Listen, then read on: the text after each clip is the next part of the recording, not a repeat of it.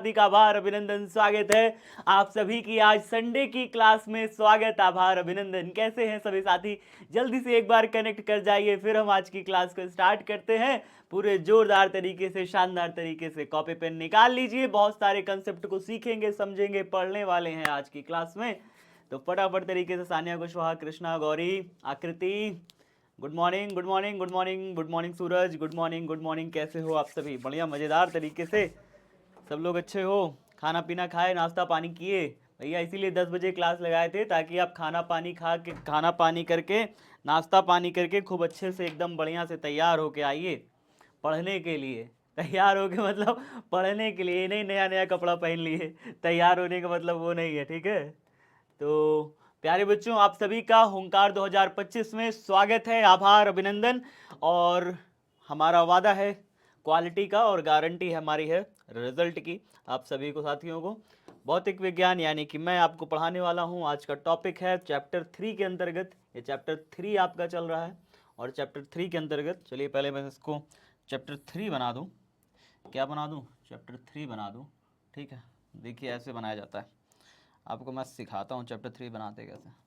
इसको ऐसे ऐसे ऐसे ऐसे काला करके 2 को क्या बनाया जाता है? चैप्टर 3। अब जो है इसको यहाँ पे करके, ये थोड़ा सा ऐसे करके,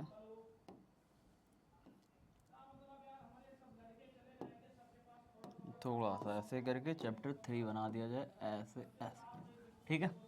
बढ़िया है। तो चैप्टर 3 विद्युत धारा, चालक और अचालक आज हम लोग करने वाले हैं, टॉपिक है। फिलहाल इस टॉपिक के अंतर्गत हम लोग क्या क्या समझेंगे? हम लोग समझने वाले हैं चालक के बारे में, हम लोग समझने वाले हैं अचालक पदार्थों के बारे में। आपने बचपन में पढ़ रखा होगा। कुछ पीवाईक्यू टॉपिक हैं, कुछ इंपॉर्टेंट टॉपिक हैं। आप सभी का ये था कि भाई चैप्टर 2 का, सभी बच्चों का ये था कि सर चैप्टर 2 का लॉन्ग क्वेश्चन आंसर करा दीजिए। तो आज चैप्टर 2 का लॉन्ग क्वेश्चन आंसर मैं कराने वाला हूं साथियों। और कुछ विशेष इंपॉर्टेंट डेरिवेशन के बारे में बताऊंगा। उन डेरिवेशन को आप सभी बच्चों को तैयार करना है इस चैप्टर से। तो चैप्टर के सारे इंपॉर्टेंट डेरिवेशन आज बताने वाला हूं। चैप्टर 2 के, धीरे से सुनिए, चैप्टर 2 के इंपॉर्टेंट डेरिवेशन बताऊंगा। चैप्टर 2 के कुछ लॉन्ग आंसर्स कराने वाला हूं। चैप्टर 2 का ऑब्जेक्टिव क्वेश्चन क्या कराऊंगा? चैप्टर 2 के ऑब्जेक्टिव क्वेश्चंस को कराऊंगा। तो जल्दी जल्दी फटाफट सभी साथी जुड़ जाइए ताकि हम लोग एक शानदार क्लास को शुरू कर सकें आप सबके साथ से। Good morning everyone. फटाफट कॉपी पेन निकाल लीजिए, जल्दी से निकाल लीजिए भाई साहब। मेरे पास देखो ऑब्जेक्टिव बहुत सारे हैं, पर मैं 5-5 कराऊंगा, तो 5-5 कराएंगे। पहला क्वेश्चन ये रहा आपके सामने, पहला क्वेश्चन ये रहा, फटाफट बताइए। एक बिंदु आवेश से r दूरी पर विद्युत विभव होता है, बताइए कितना होता है? एक बिंदु आवेश है प्लस क्यू, इससे r दूरी पर कोई एक पॉइंट है, पॉइंट P, बताइए विद्युत विभव कितना होगा? बता सकते हो? कौन कौन बच्चा बता सकता है? पक्का ए होगा? पक्का ए होगा?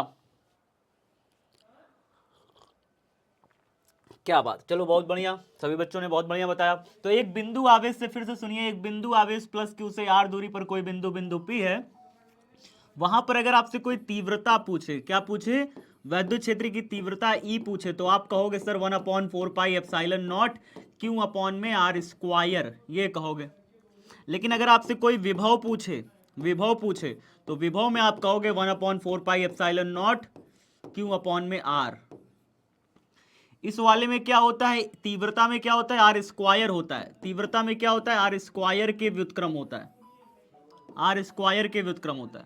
विभव में क्या होता है? विभव में जो होता है ना, विभव में किसके व्युत्क्रम होता है? आर के।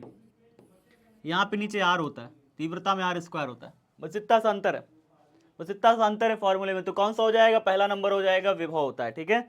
चलिए नेक्स्ट क्वेश्चन बताइए। विभव प्रवणता होता है, बताइए विभव प्रवणता का फॉर्मूला क्या है? विभव प्रवणता सी नंबर, वेरी गुड बेटा, बहुत शानदार। सी नंबर है विभव प्रवणता, यानी डीवी अपॉन में डीएक्स, ये सही आंसर है आपका। 2 क्वेश्चन हो गए। तीसरा देखिए, विद्युत विभव बराबर होता है, फॉर्मूला याद है ना? विद्युत क्षेत्र में स्थित किसी बिंदु पर विद्युत विभव कितना होता है? किसी बिंदु पर विद्युत विभव कितना होगा? अनंत से किसी एक क्यू आवेश को लाके यहां पे रखने में किया गया कार्य के बराबर होता है। तो V बराबर क्या होता है? विद्युत विभव बराबर जो कार्य किया बटे में जिस आवेश को लाए, जो कार्य किया बटे में जिस आवेश को लाने में कार्य हुआ। कौन से आवेश को लाया गया, Q आवेश को लाया गया, और कितना कार्य हुआ, W कार्य हुआ, इन दोनों का जो अनुपात है वही कहलाता है उस बिंदु पर विभव। ठीक है, तो कितना हो जाएगा V बराबर W अपॉन में Q, कौन सा है, दूसरा नंबर ऑप्शन होगा। चलिए नेक्स्ट क्वेश्चन देखिए, 10 माइक्रो कूलम के दो बिंदु आवेश वायु में परस्पर 40 सेंटीमीटर की दूरी पर बैठे हुए हैं, निकाय की स्थितिज ऊर्जा बताइए। Plus minus 10 micro coulomb, plus minus 10 micro coulomb रखा हुआ है, इसका मतलब एक प्लस रखा हुआ है 10 माइक्रो कूलम का, और एक रखा हुआ है माइनस 10 माइक्रो कूलम का रखा हुआ है, और इन दोनों के बीच की दूरी दी है 40 सेंटीमीटर। कह रहा है कि बताइए इनके बीच में स्थितिज ऊर्जा कितनी होगी। स्थितिज ऊर्जा पूछ रहा है प्यारे बच्चों। स्थितिज ऊर्जा जब ऐसा कहे ना तो स्थितिज ऊर्जा का फॉर्मूला लगाया जाता है, और फॉर्मूला कितना होता है 1/4 पाई एप्सिलॉन नॉट, और क्या होता है पहला आवेश गुणा दूसरा आवेश। तो पहला आवेश कितना दिया है 10 माइक्रो कूलम दिया है, माइक्रो कूलम को किस में चेंज करेंगे, कूलम में, 10 की घाते -6 कर देंगे, गुणे में यहाँ पे दूसरा आवेश से गुणा करें, दूसरा आवेश कितना है -10, गुणा में माइक्रो कूलम को कूलम में 10 की घाते -6 करके चेंज कर देंगे। बटे में क्या रखेंगे, बटे में रखते हैं दूरी, बटे में क्या रखते हैं, दूरी रखते हैं दोनों आवेशों के बीच की। दोनों आवेशों के बीच की दूरी कितनी होती है 40, और इंटू में सेंटीमीटर को मीटर में बदलेंगे तो कितना हो जाएगा 10 की घाते -2 हो जाएगा। बताओ कर लोगे। स्थितिज ऊर्जा दो आवेशों के बीच, दो आवेश Q1 Q2 है, इनके बीच R दूरी है। स्थितिज ऊर्जा का फॉर्मूला पता है ना कितना होता है 1/4 पाई एप्सिलॉन नॉट, दोनों आवेशों का गुणनफल Q1 Q2 बटे में नीचे इनके बीच में दूरी, इनके बीच में जो दूरी है वो, ये फॉर्मूला प्रूफ कराया जा चुका है क्लास में प्रूफ कराया था ये फॉर्मूला। बताइए सब बच्चों को, कर लोगे कि नहीं कर पाओगे, वंदना हो जाएगा।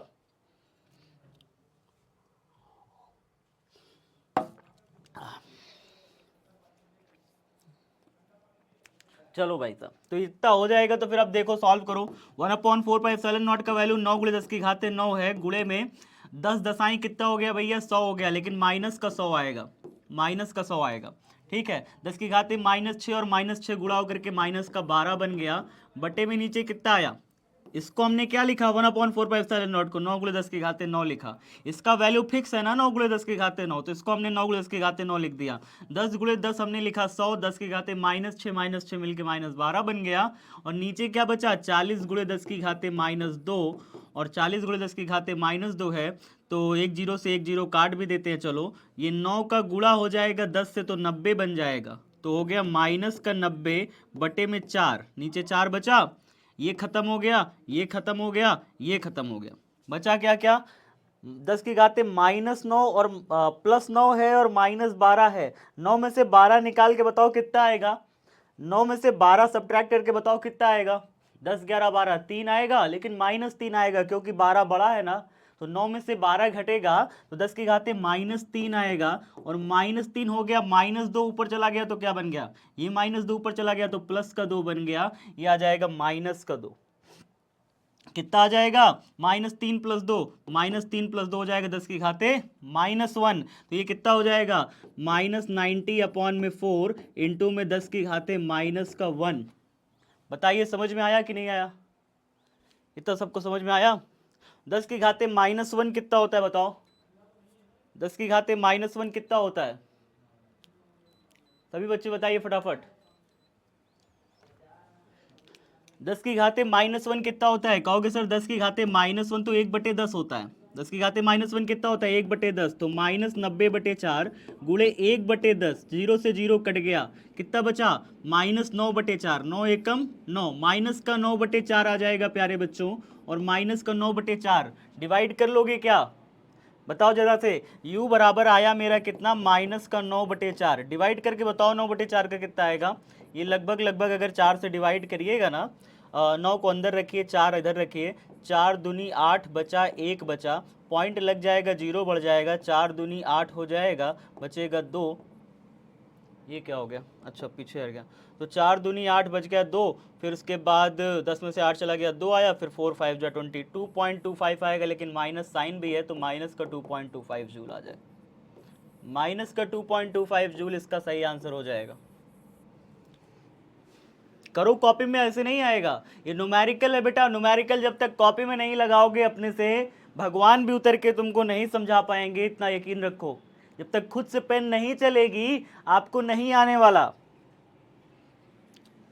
खुद से पेन चलाना पड़ता है, समझ रहे हो बात को।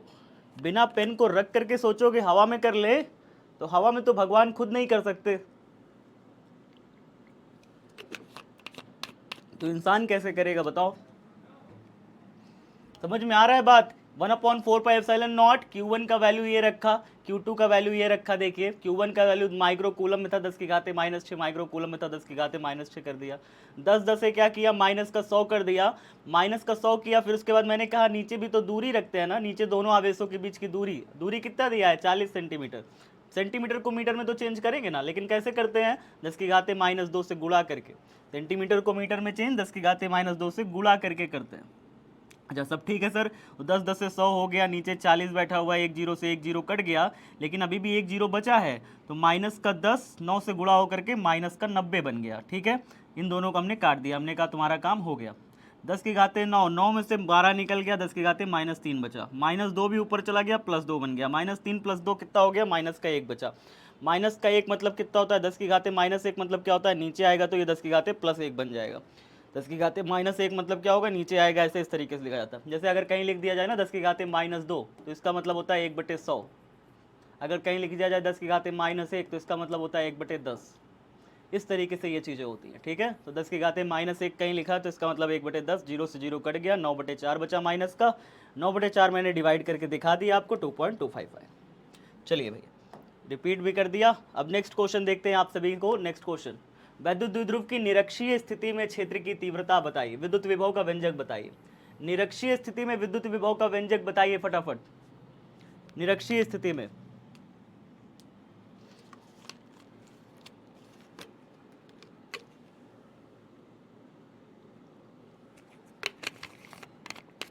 पक्का है भाई? हाँ सर, निरक्षीय स्थिति में विद्युत विभव होता है शून्य, शून्य होता है निरक्षीय स्थिति में विद्युत विभव। चलिए अब बाकी का न्यूमेरिकल आगे बाद में कराएंगे, पहले थोड़ा सा थ्योरी पढ़ेंगे। अब थोड़ा सा थ्योरी पढ़ेंगे फिर न्यूमेरिकल होगा, ठीक है? नहीं तो तुम लोग भाग जाओगे ना, मन उबिया जाएगा। तो मन उबियाने भी नहीं देंगे, थोड़ा बीच बीच में न्यूमेरिकल भी खेल लेंगे, थोड़ा सा बीच बीच में थ्योरी भी पढ़ लेंगे। अभी पुराना वाला चैप्टर है ये चैप्टर सेकंड का है, चैप्टर सेकंड का लॉन्ग आंसर है ये क्या है, लॉन्ग आंसर। तो लॉन्ग आंसर डाल के लिख लेना आप सभी, लॉन्ग आंसर डाल के लिख लेना, ठीक है? विस्तृत उत्तरीय प्रश्न, विस्तृत उत्तरीय प्रश्न डाल के लिख लीजिएगा, उसका आंसर मैं आपको लिखाने जा रहा हूँ। तो प्रश्न ये है कि दिखाइए कि संधारित्र में संचित ऊर्जा घनत्व इतना है, ये प्रश्न है 2018 में आपसे पूछा था, ठीक है? तो आप डालिए हेडिंग विस्तृत उत्तरीय प्रश्न।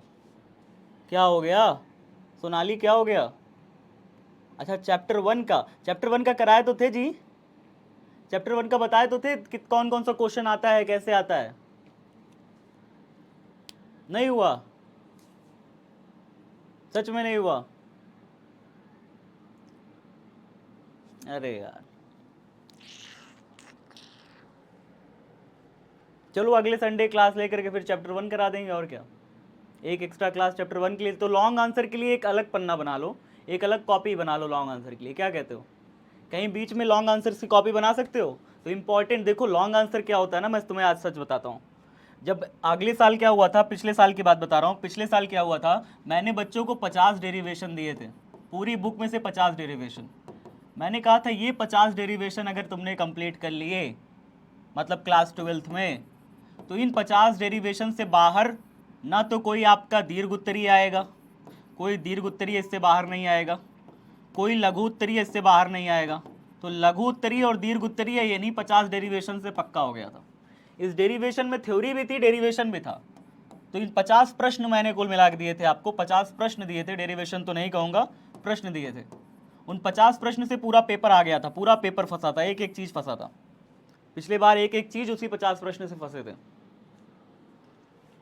चाहे अपने जो सीनियर हो, अपने अगर किसी का भाई बहन हो तो उससे पूछिएगा, अगर किसी भाई बहन ने इस साल पढ़ा हो तो अपने बड़े भैया से पूछिएगा कि 50 प्रश्न सर ने दिया था कि नहीं दिया था।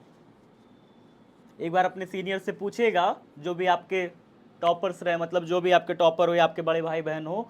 लास्ट टाइम में मैंने 50 प्रश्न दिए थे, मैंने कहा था बस इसे अच्छे से तैयार कर लो, उन 50 प्रश्नों पे काम कर लो।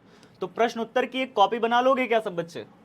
मैं टाइम टाइम पे आपको प्रश्न देते रहूँगा, आप उन प्रश्नों को नोट करते रहना, अच्छे से काम हो जाएगा। तो एक प्रश्न उत्तर की कॉपी बना लो, उन 50 प्रश्नों को अच्छे से तैयार कर लेना, एग्जाम टाइम में रिवीजन कर लेना, फटाफट हो जाएगा काम। प्रश्न उत्तर की कॉपी बना लो, एक तो छोटी सी बना लो, बहुत ज़्यादा मोटी खरीदने की जरूरत नहीं है, एक प्रश्न उत्तर कॉपी, ठीक है। उस कॉपी में हम लोग काम करते रहेंगे, ठीक है। जब 50 प्रश्न कंप्लीट हो जाए तो मुझे बताइएगा आप सब, ठीक है ना। तो संडे की क्लास जब भी लगेगी प्रश्न उत्तर की कॉपी में लिखना, निकाल लेना तुरंत। संडे की क्लास जब भी एक्स्ट्रा लग जाए तो आप सबको क्या निकाल लेना है, अपनी प्रश्न उत्तर वाली कॉपी निकाल लेनी है, प्रश्न उत्तर वाली कॉपी निकाल लेनी है। बात समझ में आ गई। तो ये प्रश्न उत्तर स्पेशल क्लास लग जाएगी संडे की आपकी। डन है, डन है। कॉपी ही नहीं लिए, अच्छा क्या बात है, बहुत सही बहुत सही। क्लास में दो तरीके के बच्चे होते हैं, एक होते हैं जो टॉप करते हैं और एक होते हैं जो बैक बेंचर होते हैं। बैक बेंचर बच्चों की खास बात क्या है पता है, वो कॉपी में ना कॉपी लेते हैं ना नोट्स बनाते हैं, ना कॉपी लेते हैं ना नोट्स बनाते हैं और कुछ नहीं करते, और नोट्स भी नहीं बनाते, कॉपी भी नहीं लेते, टीचर पढ़ा रहा है पढ़ाई में भी ध्यान नहीं देते। मैं जब एक बार ऑफलाइन पढ़ाता था तो एक कुछ बच्चे जो है पीछे बैठ के गेम खेलते थे, फ्री फायर और पता नहीं क्या क्या, पबजी वबजी था ना, खूब चलता था। तो 4 बच्चे थे पीछे बैठ के ना गेम खेला करते थे, 4 बच्चे थे, 4 बच्चों का ग्रुप था। मैं आगे पढ़ा रहा था, सारे बच्चे पढ़ रहे थे आगे, जितने भी फ्रंट बैच पे सीट पे बैठे रहते थे। ये 4 बच्चे हमेशा पीछे बैठ के गेम खेलते रहते थे। मैंने डांटा, 2-3 दिन डांटा, इन्होंने सुना नहीं। मैंने कहा मत सुनो, कोई दिक्कत नहीं। तुम्हें बता दूं 12th में जब रिजल्ट आया ना, ये चारों बच्चे एक साथ फेल हुए थे, एक साथ फेल हुए थे बेटा, 4 के चारों, और सबका बैक लग गया था, कोई भी पास नहीं हुआ। फिर एक बार 1 साल इनका बर्बाद हुआ। तो टीचर की बातें सुना करो, माना करो, ठीक है।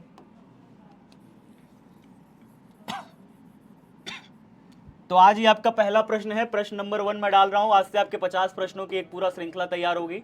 50 प्रश्न की आपकी एक कॉपी बना लीजिए, उसमें 50 प्रश्न उत्तर आपके लॉन्ग रहेंगे। लॉन्ग क्या, आपके सारे इसमें हो जाएंगे, ठीक है। आपके लॉन्ग शॉर्ट इसमें सब हो जाएंगे, लॉन्ग शॉर्ट इसमें सारे हो जाएंगे, ठीक है। आ गई बात समझ। चलिए तो स्टार्ट करा जाए, चैप्टर 1 से कराइए। अब चैप्टर 2 अभी मैं लिख लिया हूँ, लाया चैप्टर 2 से हूँ, तो चैप्टर 1 से कैसे करा दूँ, ठीक है। जब आप क्वेश्चन आंसर याद करते हो ना तो सीक्वेंस में होना जरूरी नहीं है। अब एग्जाम में जब आएगा, जब एग्जाम में आपका परीक्षा पूछता है क्वेश्चन, तो एग्जाम में क्या कहेगा कि चैप्टर 1 का ये क्वेश्चन है, फिर कहेगा कि चैप्टर 2 का ये क्वेश्चन है, फिर कहेगा चैप्टर 3 से हमने दिया। क्या एग्जाम में आएगा तो क्या क्वेश्चन सीक्वेंस में आते हैं चैप्टर वाइज? अगर एग्जाम में 20 क्वेश्चन आ रहे हैं आपके, तो क्या वो सब सीक्वेंस में रहते हैं, चैप्टर 1 से आया, फिर चैप्टर 2 से आया, फिर चैप्टर 3 से आया? आप बस इसका जवाब दो। एग्जाम में आया हुआ प्रश्न, पेपर में आया हुआ आपके जो प्रश्न है, क्या सीक्वेंस में सेट रहते हैं? वो तो आ जाएगा ना 20 प्रश्न, वो तो 20 प्रश्न आ जाएगा लिखने के लिए आपको उत्तर, ठीक है। अभी मैं चैप्टर 2 के लिए लाया हुआ हूं, अभी इसे लिख लो, ठीक है। सीक्वेंस की जरूरत कुछ है नहीं खास कि आपको सीक्वेंस में ही लिखना है, ठीक है ना। तो आज से हम लोग पहला चैप्टर, मतलब दूसरा चैप्टर स्टार्ट करें। पहला चैप्टर का अगले संडे हो जाएगा, सीक्वेंस बना रहेगा। या फिर एक काम करेंगे, क्या कहते हो, एक काम ऐसा भी कर सकते हैं कि आज चैप्टर 2 का कर लें, और कल वाईटी है, कल वाईटी की क्लास है, कल वाईटी की क्लास है, उसमें हम लोग शाम को 6 बजे है, उसमें हम लोग चैप्टर 1 कर लें, चैप्टर 1 का लॉन्ग कर लें, चैप्टर 1 का लॉन्ग कर लें। क्या कहते हो? कल वाईटी क्लास है 6 बजे, उसमें चैप्टर 1 का लॉन्ग कर लें? No, yes, okay sir, okay sir, okay sir, ठीक ठीक ठीक ठीक। चलो भाई, तो फिलहाल पहला प्रश्न ये है, स्टार्ट करने दो, नहीं तो बहुत टाइम ले रहे हो तुम लोग फालतू की बातों में, और मैं फालतू का एक भी मिनट अब बर्बाद नहीं करना चाह रहा। संधारित्र दिखाएं कि संधारित्र में संचित ऊर्जा घनत्व half epsilon not E square होता है, ठीक है, half epsilon not E square होता है। अब इसकी ऊर्जा घनत्व मुझे दिखाना है, ऊर्जा घनत्व दिखाना है, तो कैसे करेंगे बताइए जरा से। ऊर्जा घनत्व पहले समझिए होता क्या है, एनर्जी डेंसिटी होता क्या है। जब आपसे कोई पूछे ना ऊर्जा घनत्व क्या होता है, ऊर्जा घनत्व आखिरकार होता क्या है, ऊर्जा घनत्व होता क्या है, तो आपका उत्तर होना चाहिए कि भैया प्लेटों के बीच प्लेटों के बीच एकांक आयतन में संचित ऊर्जा, एकांक आयतन में संचित ऊर्जा को ऊर्जा घनत्व कहते हैं, ऊर्जा को ऊर्जा घनत्व कहते हैं। तो ये है बात आपकी। बताओ, प्लेटों के बीच एकांक आयतन में संचित ऊर्जा को ऊर्जा घनत्व कहते हैं। एकांक आयतन का मतलब क्या, आप ऐसे समझ सकते हो, इसे यू से, छोटा यू से प्रदर्शित करते हैं, इसे छोटा यू से प्रदर्शित करते हैं। आप छोटा यू से ऐसे लिखा जाता है, यू से प्रदर्शित करते हैं,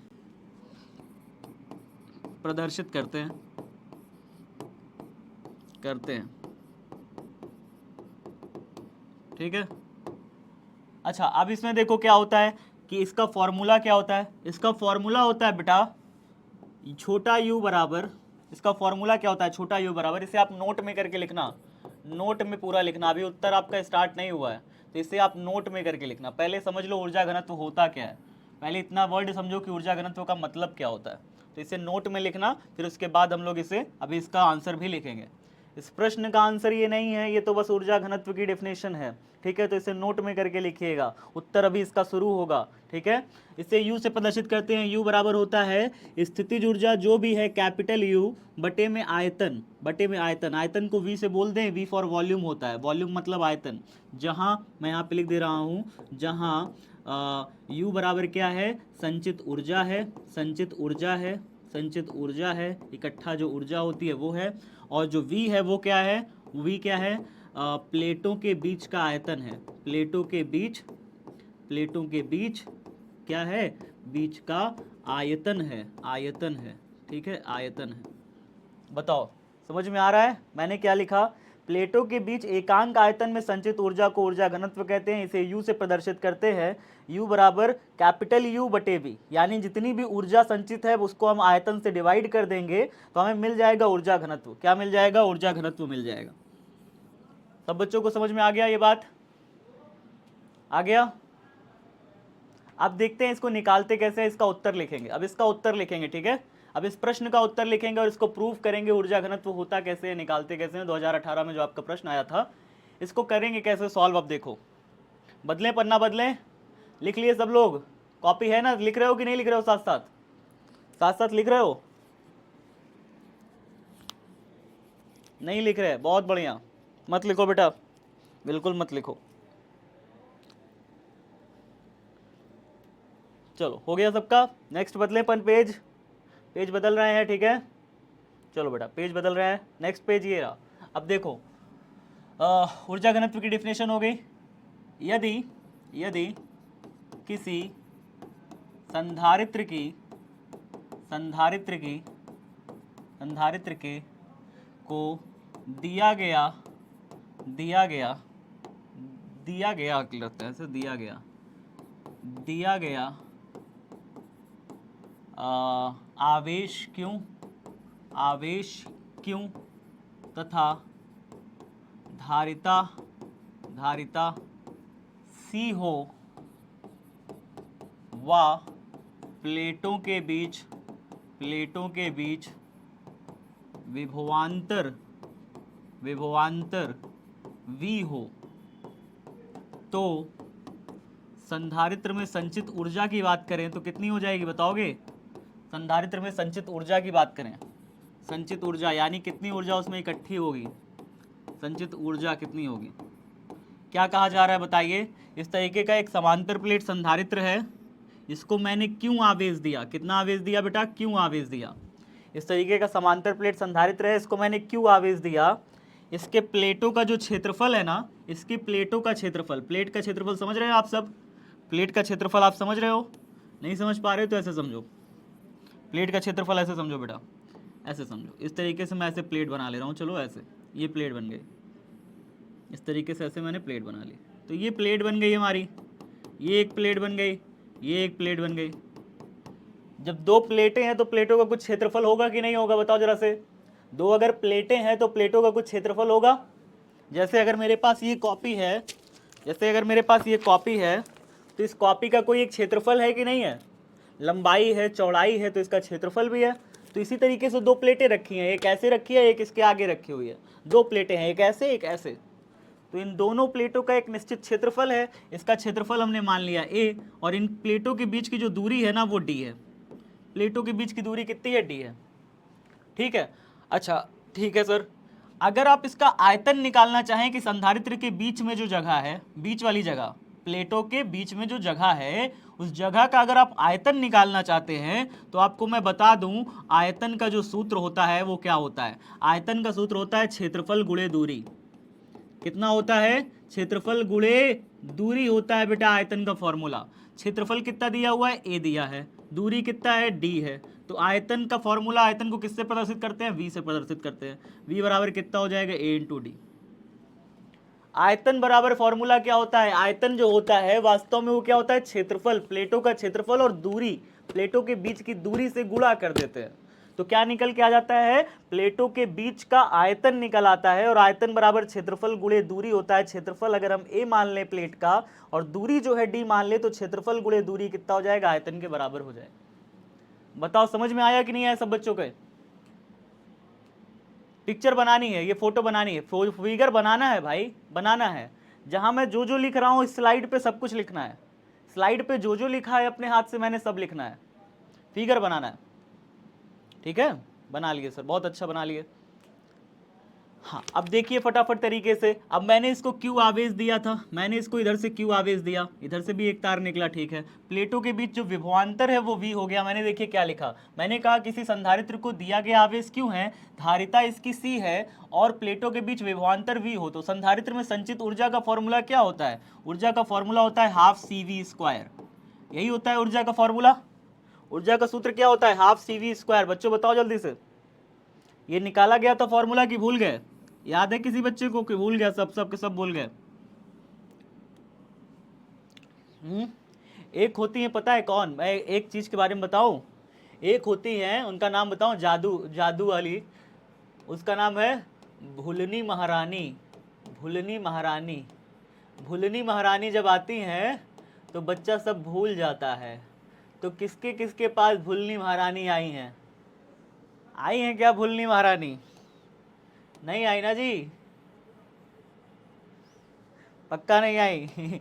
चलो, u बराबर हाफ CV² हम निकाले थे, आपको याद होगा फॉर्मूला। अच्छा ठीक है सर, ऊर्जा तो आप निकाल के लाए हैं। अच्छा c बराबर बताइए, अगर ये समांतर प्लेट संधारित्र है तो इसकी धारिता का फॉर्मूला क्या होगा, समांतर प्लेट संधारित्र की धारिता का फॉर्मूला क्या होगा।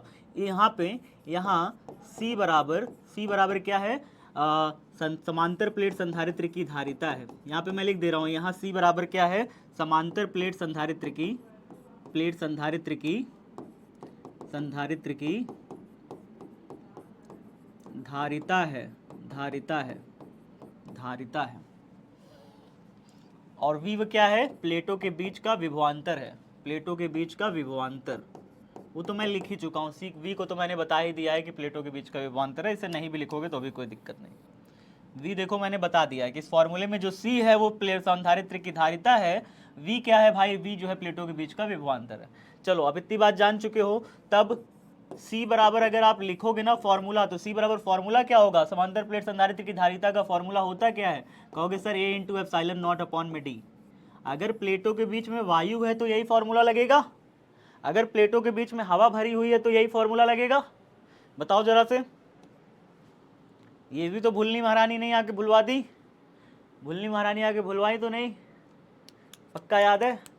हाँ चलो, अब c का वैल्यू उठा के यहाँ रख दें, c का वैल्यू उठा के इस जगह पे रख दें, देखते हैं क्या आता है। आप खुद सोचो, अगर मैं c की वैल्यू उठा के यहाँ रख दूं तो देखूं क्या आता है। ठीक है, इस फॉर्मूले में c का वैल्यू रख के देखते हैं। चलो देखते हैं दोनों लोग, इतना नोट हो गया सबका, सबका इतना नोट हो गया।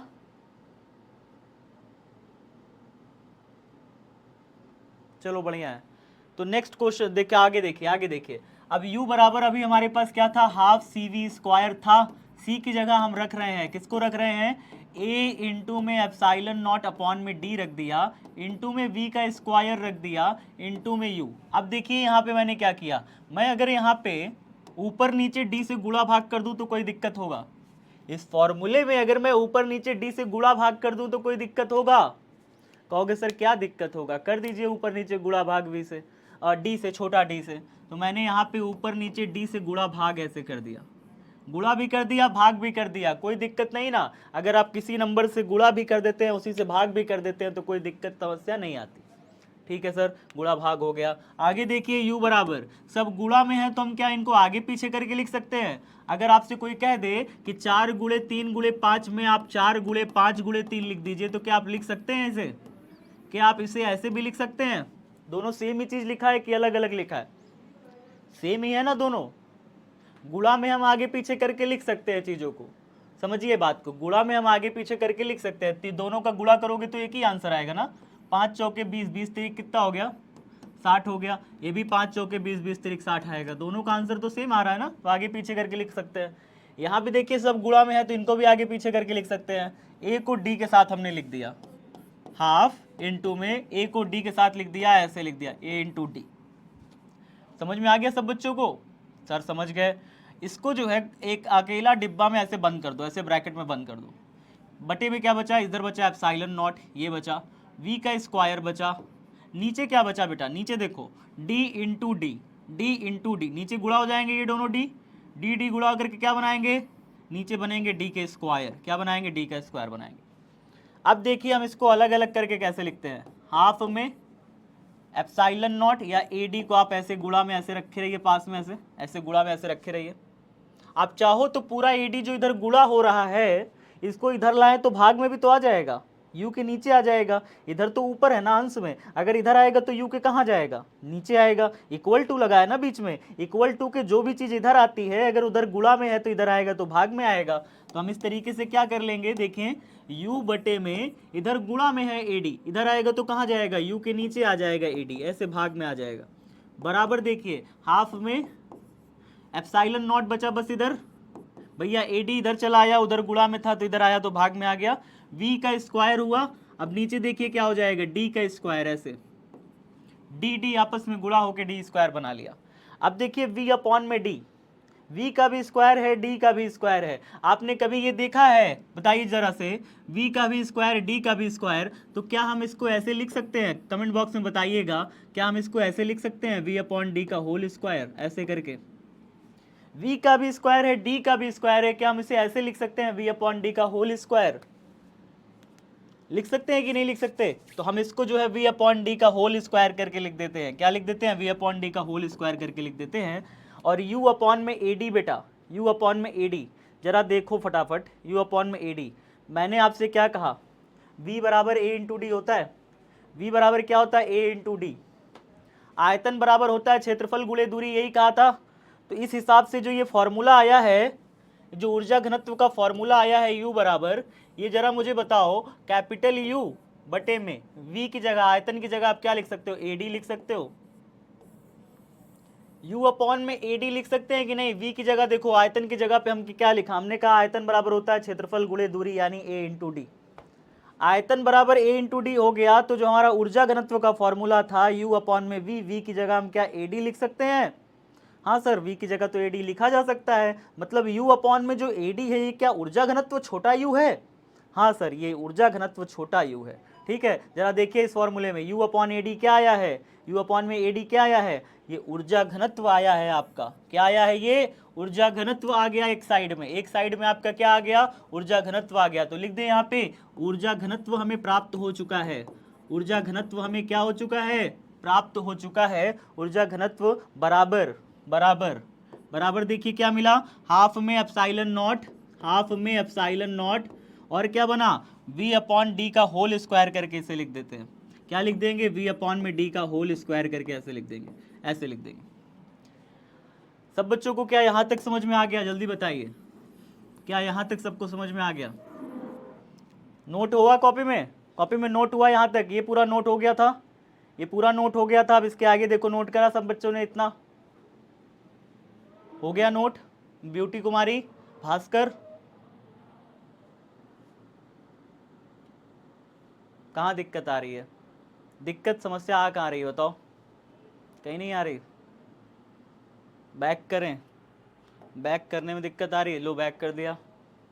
अब कोई दिक्कत? बेटा अपने से करो, कॉपी पेन में अपने से चलाओ, अपने से चलाओ, देखो नहीं आएगी दिक्कत। अपने से जब तक तुम नहीं करने की कोशिश करोगे दिक्कतें आएंगी, ठीक है। ऊर्जा घनत्व बराबर half epsilon naught V upon में डी का होल स्क्वायर। सब बच्चों का ऊर्जा घनत्व का फॉर्मूला यहाँ तक क्लियर है। अब वी अपॉन में डी का जरा वैल्यू बताओ सब बच्चे। देखो वी अपॉन में डी का वैल्यू आप सब जानते हो, हम जानते हैं, ऐसे लिखना, हम जानते हैं। हमने कल फॉर्मूले में, जब हमारा कल पेपर हुआ था, अपने जब लाइव पोल टेस्ट लिया होगा, लाइव पोल में एक फॉर्मूला आया था V बराबर E इंटू डी। मैंने सबको बताया था जो विभवांतर होता है प्लेटों के बीच का, क्षेत्रफल गुणे में दूरी होता है, मतलब तीव्रता गुणे में दूरी होता है। विभवांतर तीव्रता गुणे दूरी होता है। प्लेटों के बीच का जो विभवांतर होता है ना, इन दोनों प्लेटों के बीच का, वो प्लेटों के बीच की जो तीव्रता होती है उसका हम दूरी से गुणा कर देते हैं, प्लेटों के बीच की दूरी से गुणा कर देते हैं, तो प्लेटों के बीच का विभवांतर प्राप्त हो जाता है। इसी फॉर्मूले में अगर आपसे कोई कहे ना कि प्लेटों के बीच की जो दूरी है वो 2 मीटर है और जो विभवांतर है वो 100 वोल्ट है, 100 वोल्ट है, तो तीव्रता निकालिए। बताओ तीव्रता निकाल पाओगे? तीव्रता निकाल पाओगे? अगर आपसे कोई कह दे विभवांतर प्लेटों के बीच 100 वोल्ट है, प्लेटों के बीच की दूरी 2 मीटर है, तीव्रता बताइए कितनी आएगी? 50 हो जाएगी मुरारी? पक्का? शिल्पा, छोटू 50, ठीक है। तो समझ में आ रहा है ना कैसे क्वेश्चन बनते हैं। ऐसे ही हल्के हल्के क्वेश्चंस बन जाते हैं परीक्षा में और बच्चे परेशान हो जाते हैं। फॉर्मूला बेसिक क्लियर रखो अपना, बस बेसिक क्लियर रखो कि कुछ नहीं कभी परेशान होगे। V बराबर E इंटू डी हो गया हमारा ये फॉर्मूला। यहाँ से E बराबर बताओ कितना हो जाएगा? E बराबर निकालो, D गुणा में इधर आएगा, भाग में हो जाएगा, V अपॉन में D हो गया। तो E बराबर आ गया V अपॉन में D। तो प्यारे बच्चों जरा इधर देखो, ये V अपॉन D ही तो आया है, ये आखिरकार है क्या? V अपॉन में D ही तो है। तो V अपॉन डी किसके बराबर होता है सर? V अपॉन डी तो E के बराबर होता है। इस प्रकार हमारे पास देखिए क्या आया, ऊर्जा घनत्व कितना आया था? ऊर्जा घनत्व आया कितना था सर? ऊर्जा घनत्व जो आया था वो हाफ में एप्सिलॉन नॉट V अपॉन में डी का होल स्क्वायर था। कितना था? हाफ में epsilon not V upon D का होल स्क्वायर आया था और V अपॉन डी का वैल्यू कितना आया है? E आया है। तो यहाँ पे कितना हो जाएगा? हाफ एप्सिलॉन नॉट, इसकी जगह रख दिया E, और चूंकि इसका स्क्वायर था तो E का भी क्या कर देंगे? स्क्वायर लगा देंगे। ये आ गया ऊर्जा घनत्व, और इसे किससे प्रदर्शित करते हैं? छोटा u से प्रदर्शित करते हैं। बताओ सबको समझ में आया? एक बार रिपीट कर दें? चलो एक बार रिपीट कर देते हैं, जल्दी जल्दी से करो, जल्दी जल्दी से करो, फिर एक बार रिपीट कर दें। एक बार फटाफट करो तो रिपीट कर दें। यूनिट चाहिए, इसका यूनिट जो है मैं बता दे रहा हूँ, इसका यूनिट क्या होता है, इसका मात्रक देखिए। चूंकि ऊर्जा घनत्व है ना, u बराबर, छोटा u बराबर क्या था बेटा? छोटा u बराबर कैपिटल U बटे में आयतन था, बटे में आयतन था, यही था। तो ऊर्जा का मात्रक कितना होता है बेटा? जूल होता है। ऊर्जा का मात्रक जूल होता है, और आयतन का मतलब मात्रक होता है मीटर क्यूब। तो जूल प्रति मीटर क्यूब हो जाएगा। क्या हो जाएगा मात्रक? जूल प्रति मीटर क्यूब हो जाएगा। बात समझ में आ गई? मात्रक अगर कोई पूछे तो क्या लिखोगे? जूल प्रति मीटर क्यूब हो जाएगा। खुशी, अगर ब्रश नहीं करे हो बेटवा तो हम क्लास कहे ओवर करें? 10 बजे तुम अभी तक ब्रश नहीं करी हो, हाँ, और कह रही हो क्लास ओवर कर दीजिए ताकि हम ब्रश करने जाएं, तो ऐसा थोड़ी काम चलेगा, ठीक है। अभी खुशी ब्रश नहीं करी है, कह रही है सर क्लास ओवर करिए, हम ब्रश करने जा रहे हैं। देखो, प्लेटों के बीच एकांक आयतन में संचित ऊर्जा को ऊर्जा घनत्व कहते हैं, इसे छोटा u से प्रदर्शित करते हैं। मैंने कहा ऊर्जा घनत्व का फॉर्मूला ये होता है बेटा, छोटा u बराबर कैपिटल U बटे में v होता है। कैपिटल U का वैल्यू हमने कहा कि कैपिटल U संचित ऊर्जा होता है, और v क्या होता है? प्लेटों के बीच का आयतन होता है। v क्या होता है? प्लेटों के बीच का आयतन होता है। फिर मैंने कहा कि अगर आपको आयतन निकालना है ना प्लेटों के बीच का, तो आयतन का फॉर्मूला क्या होता है? a इंटू डी, यानी क्षेत्रफल और दूरी का जब हम गुणा कर देते हैं तो आयतन निकल आता है। कभी इसे निकाल के देखे हो? नहीं देखे हो तो चलो एक फॉर्मूला बताओ, एक फॉर्मूला बताओ बेलन का आयतन का फॉर्मूला बताओ, जल्दी जल्दी जल्दी। बेलन के आयतन का फॉर्मूला बताओ। इसकी त्रिज्या मैं आपको r दे रहा हूँ, इसकी त्रिज्या r और ऊंचाई h दे दिया। बताओ आयतन का फॉर्मूला कितना हो जाएगा? कौन होशियार बालक बताएगा? पता है किसी बच्चे को बेलन के आयतन का फॉर्मूला? पाई r स्क्वायर h। जया कुमारी ने कितना सही बताया, वाह वाह, तालियां हो जाए जया के लिए, बढ़िया तालियां। तो जया ने बताया पाई r square h, very good बेटा, बहुत सही बताया। आयतन का जो फॉर्मूला होता है बेलन का, वास्तव में देखो क्या होता है, नीचे वाला जो ये देख रहे हो ना, ये कैसा है? गोला है। ये कैसा है? गोला है बेटा। ये गोला है, ये गोला का अगर क्षेत्रफल पूछे कोई तो गोला का क्षेत्रफल बताओ कितना होता है। गोला का क्षेत्रफल कितना होता है बेटा, पाई आर स्क्वायर होता है। गोला का क्षेत्रफल पाई आर स्क्वायर। इधर भी देखो एक गोला है, इधर भी गोला है, इसका क्षेत्रफल कितना हो जाएगा, पाई आर स्क्वायर। दोनों को अगर हम प्लेट मान लें, दोनों को अगर हम प्लेट मान लें तो दोनों के बीच का दूरी कितना है, दोनों का बीच का दूरी कितना है, एच। तो जरा बताओ आयतन बराबर, मैंने अभी आपको क्या बताया था, मैंने यही तो बताया था कि क्षेत्रफल गुणे दूरी होता है, क्षेत्रफल गुणे दूरी होता है। क्षेत्रफल कितना है बताओ, पाई आर स्क्वायर, और दूरी कितना है इनके बीच में, दूरी कितना है, एच। तो क्या बन गया आयतन हमारा, pi r square h, pi r square h. बात समझ में आया कैसे निकल के आता है, ऊपर का क्षेत्रफल नीचे का क्षेत्रफल और दोनों के बीच में गुणा कर दिया, दोनों पूरा बेलन का आयतन निकल के चला आया। ठीक है ना, तो इस तरीके से हम लोग आयतन निकाल लेते हैं। देखो इसका आयतन इसी तरीके से निकाला गया, इनके बीच का जो एरिया था, बीच का जो एरिया था प्लेटों के बीच में, इसका आयतन हम कैसे निकालते, इसका आयतन निकालने के लिए हमने कहा भाई कि क्या कहा, हमने कहा कि आयतन बराबर होता है क्षेत्रफल गुणे दूरी। तो हमने यहाँ पे रख भी दिया, हमने यहाँ पे रख दिया, देखो कहाँ रख दिया जी, कहाँ रख दिया, एक मिनट इसको पहले हटाओ बीच में, ये तो बस समझाने के लिए था। ठीक है, तो मैंने कहा कि जो आयतन है ना v की जगह हम क्या रख सकते हैं, क्षेत्रफल a गुणे में दूरी d, क्षेत्रफल a गुणे में दूरी d, दोनों का गुणा करके लिख दिया। u बराबर कितना आ गया, कैपिटल U बटे में AD आ गया, आयतन बराबर क्षेत्रफल गुणे दूरी हो गया। अब देखिए मैंने कहा कि ठीक है सर, तो ऊर्जा का फॉर्मूला आप सब जानते हो, c की जगह पे मैंने a एप्सिलॉन नॉट बटे में d रख दिया। जैसे ही मैंने c की जगह रखा, देखो c की जगह मैंने a इंटू एप्सिलॉन नॉट बटे d रख दिया। फिर मैंने v स्क्वायर को तो ऐसे का वैसा ही रखा, लेकिन फिर मैंने कहा इस फॉर्मूले को ना, पूरे फॉर्मूले को d ऊपर और नीचे गुणा भाग कर दीजिए। गुणा भाग जब आप कर दोगे तो d का ऊपर यहाँ पे देखिए गुणा कर दिया, a का d के साथ ऐसे लिख दिया, साथ साथ ऐसे कर दिया, साथ साथ a को d के साथ लिख दिया, क्योंकि गुणा में साथ साथ लिख सकते हैं। इंटू में एप्सिलॉन नॉट है, इंटू में v स्क्वायर है, और ये d नीचे नीचे गुणा होकर d स्क्वायर बन गया। ad जो इधर गुणा है उधर जाएगा तो भाग में चला जाएगा, ad जो इधर गुणा है नीचे आया तो भाग में चला गया। अब u बटे ad होता क्या है, u बटे ad आपने अभी तो पढ़ा, अभी तो पढ़ा कि सर u बटे ad क्या होता है, ऊर्जा घनत्व होता है। तो जब u बटे ad ऊर्जा घनत्व होता है तो क्या हम इसको ऊर्जा घनत्व लिख सकते हैं u बटे ad को, हाँ सर देखो मैंने लिख दिया, ऊर्जा घनत्व लिख दिया। ऊर्जा घनत्व बराबर मेरा कितना आया, बराबर आया हाफ में एप्सिलॉन नॉट और v अपॉन में d, चूंकि v का स्क्वायर था d का स्क्वायर था, तो मैंने कहा दोनों का इकट्ठा करके होल स्क्वायर मार दो, दोनों को इकट्ठा ऊपर नीचे करके होल स्क्वायर कर दिया।